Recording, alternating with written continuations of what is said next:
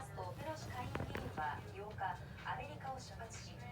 日本で岸田総理大臣らと会談した後、台湾を訪問する方向で調整しています。ロシアによるウクライナへの軍事侵攻で台湾統一を目指す中国への警戒感が強まる中、アメリカの台湾への支持表明が目的だということです。台湾訪問が実現すれば1997年以来25年ぶりです。中国外務省は先ほど会見で、